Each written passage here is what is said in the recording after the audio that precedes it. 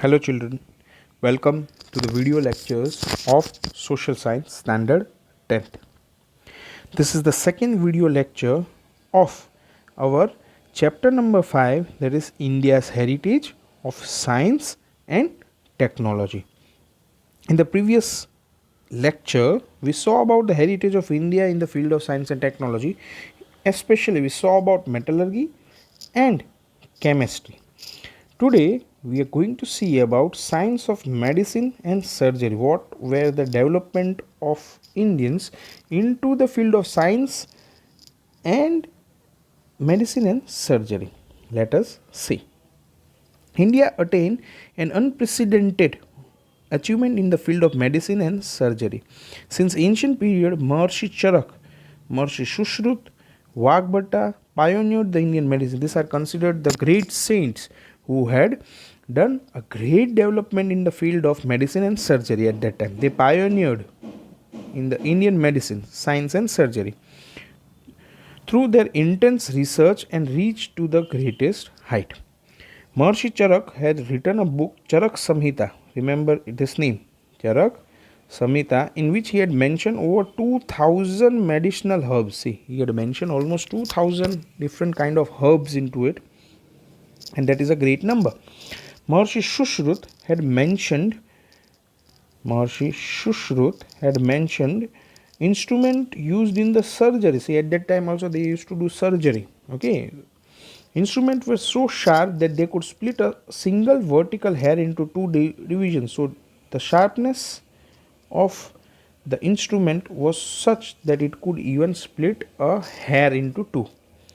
Vagbhata had written a book named Vagbhata Samhita. Vagbhata Samhita is also an important work.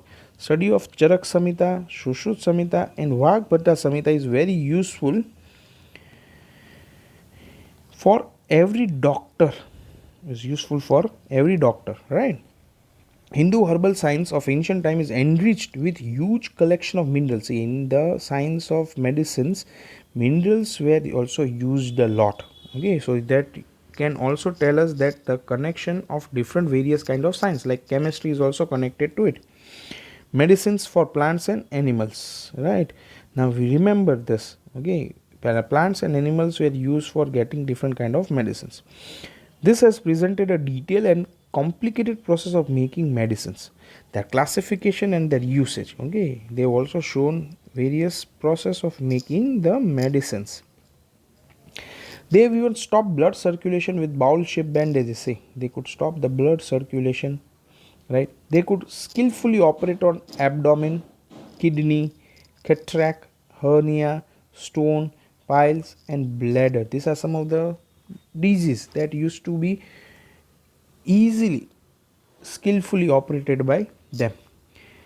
They could classify, also join the broke or displaced bone. See, they could even join the broken or displaced bone. So they were good orthopedics too, and extract the things pierced into the body. Right, at that time there were wars and that thing, so it was very easy, very normal that a soldiers or a king used to get pierced with an arrow or any sharp object like sword. So they could extract, they could take it out easily and skillfully. Recognize symptoms. See, they could find out the symptoms and diagnose the disease. They were great dietary directions after post recovery. They used to give directions related to what kind of diet should be taken even after the recovery of the patient. They had knowledge of plastic surgery. See, they even had the knowledge of plastic surgery. Now at that time plastic was not used, but they could do such kind of surgery which could reconstruct the damaged part, as well as join nose and ears. They showed a keen interest in teaching students the method of surgery by doing surgery on a dead body or on the wax statue. See, they used to use a dead body or a wax statue to do the surgery so that student can learn out of it. They conduct risky operations during delivery. See, they could do risky operations during delivery on a pregnant woman also, and that is considered a very high risky job. They were expert gynecologists and pediatricians. Gynecologist is doctors of women who deal with birth of the baby, and pediatricians are doctors of children. Veterinary science, this is very important. Veterinary science and science of animal surgery also developed in ancient time, because at that time there were a lot of animals used, okay, in wars and everywhere. They wrote books on disease related to horses, that is Ashwa, and elephant, that is Hasti. Among them Hasti Ayurveda, okay, Shilotros and Sastra are well known. So these are the well known books. Remember them, Hasti Ayurveda and Sastra. Okay, because at that time horses and elephants were part of daily life. As scholars, science writers of medicine, Vagbhatta made valuable contribution through his book Hriday in the field of diagnosis. He made a great valuable by writing this particular book, and it is also still used by the medicine people. The next science that we are going to study is mathematics. Many epochs means great effect making in mathematical discoveries were considered to be made in India.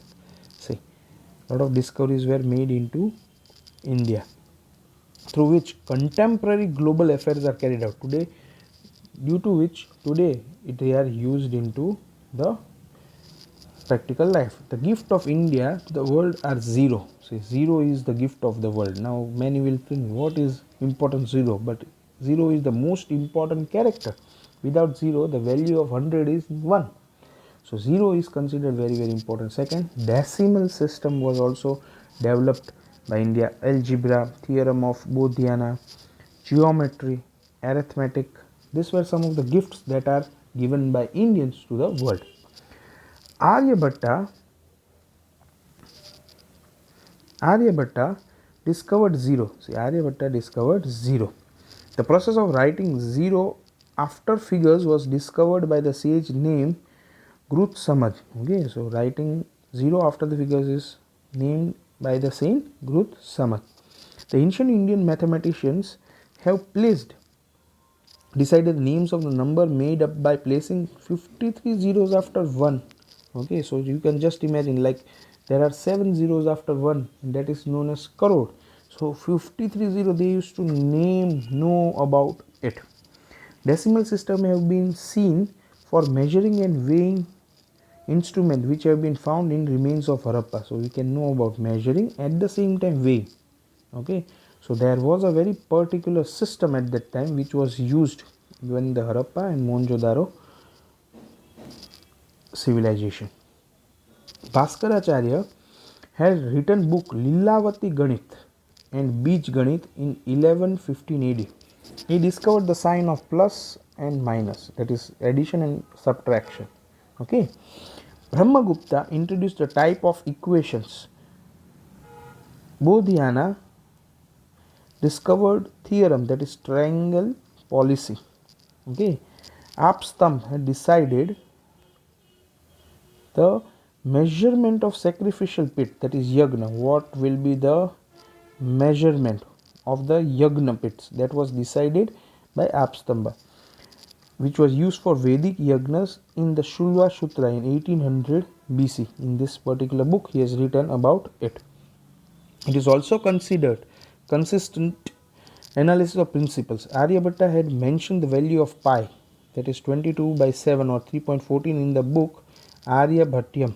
Okay, he also propounded that pi is constant. He had told it centuries before the Europeans knew about it, that pi is constant, and showed the ratio of circumference and diameter of a circle. He also had the equations for it. So you can know about this, that Indian mathematician had given a great contribution in the field of mathematics, and the development which is done is unparalleled. Multiplication, addition, subtraction, square root, cube root, etc. were also used by them. Ashtang mentioned introduced by Aryabhatta in his work, hence Aryabhatta is known as the father of the mathematics. Remember this, let me mark it. Aryabhatta is known as the father of mathematics, right? Moreover, he had written many other books like Dashgitika, Aryabhatyam. He described many principles of astronomy in the short book named Arya Siddhanta. See, he had written a book named Arya Siddhanta in which he had mentioned various principles related to astronomy. He found the solution of fundamental of mathematics, that is arithmetic and geometry. Apart from this, various aspects of mathematics have been discussed by many scholars in their book. Among them, the scholars like Bodhyana, Apstamba, Katyana, Bhaskaracharya, Brahmagupta are included. So these are some of the scholars who are included and they have made great contribution in it. Now let us study about the other science that were also studied at that time. Many books were written on various fields into it. See, okay, Prajanan Sastra, written by Brahma Bharvya Panchal, right? It was related to the reproduction. Okay, then Chikitsa Sangraha, that was written by Chakrapani Datta. Next was Kama Sutra, that was written by Vatsyayana, that is a book related to erotic science. Next is Vruksha Ayurved, written by Maharshi Parashankar, that is related to the science of trees, Ayurveda from the trees. Next is Yog Sastra by Maharshi Patanjali, okay, related to yoga. We know about it, and right now Baba Ramdev is considered one of the icons of it. Okay, Yantra Sarvansna by Maharshi Bharadwaj and Kalgana by Shakmuni. So these were some of the writers and their compositions which are still used into the present day life. Next is astronomy and astrology. Now astronomy and astrology both are almost same. You can say the words will look same, but they are very different. Astronomy is most ancient science. Many works, that is granth, related to astronomy have been written in India. Okay, now astronomy is related space. Okay, while astrology is related to Jyotish Sastra or the science of telling the future.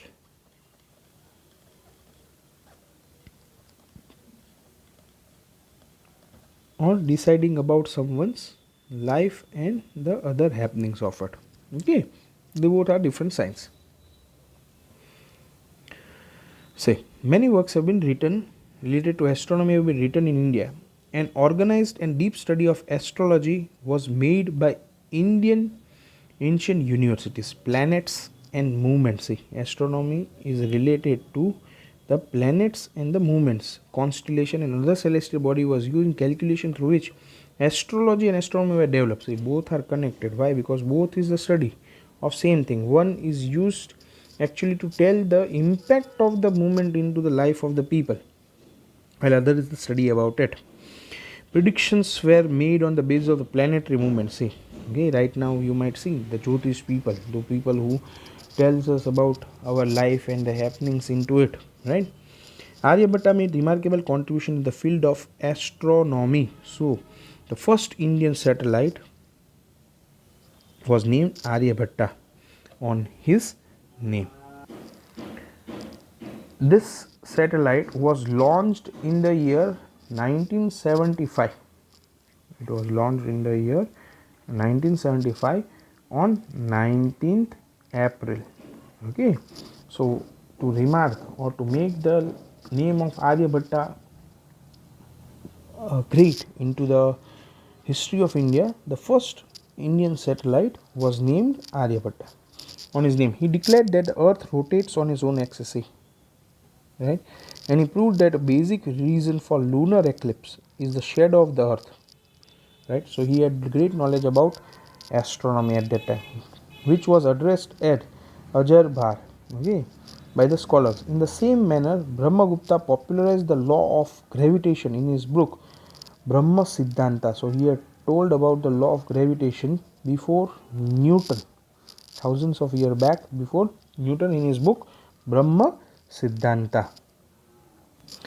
Varamir was a great astrologer. He was a great astrologer and astronomer who divided astrology into three sections, that is Tantra, Hora and Samhita. You can remember this 3 sections of astrology: Tantra, Hora, and Samhita. Okay, who divided it? Varamir.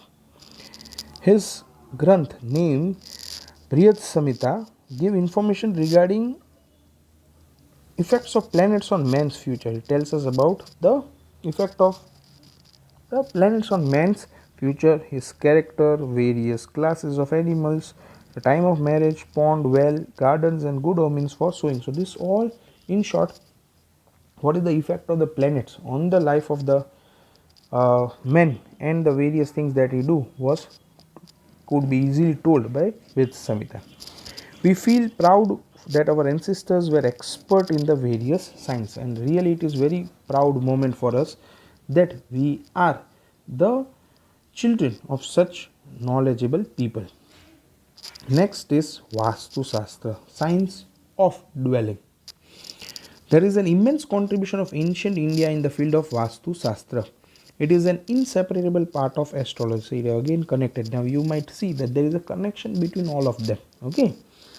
Vastu Sastra of India is being recognized, dignified, and praised by many countries of the world. Right now, if you see that Vastu Sastra is being used by many developed countries of the world for building various great and very important buildings, right? Brahma, Narad, Brahaspati, Rugu, Vashisht, and Vishwakarma have made great contribution in the field of Vastu. We can say that this all are gods of Vastu Sastra, and especially Vishwakarma is considered the main god of Vastu Sastra. They have propagated the principle of contribution, construction of dwelling, temple, palaces, Ashwashala. Ashwashala is basically the place where the horses are kept, forts, storehouses for ammunition, and town planning. So they're written in detail about all these things, where or which, what is the location, where should be the kitchen, or which direction should be the kitchen, what or which place the temple should be, in which direction the main gate of the house should be. This all have been mentioned into the Vastu Sastra. The description of Vastu Sastra is mentioned in Brihad Samhita. Rana Kumbha, remember his name, Rana Kumbha of Mewar revived this science. Okay, Rana Kumbha made a great effort for reviving this science. This is the photograph of the first architect of God, that is Vishwakarma. He was the first, he is considered the first architect of gods. In 15th century, right, so Rana Kumbha made great efforts to revive this science in 15th century. According to the traditional belief, Vishwakarma was the first architect of God.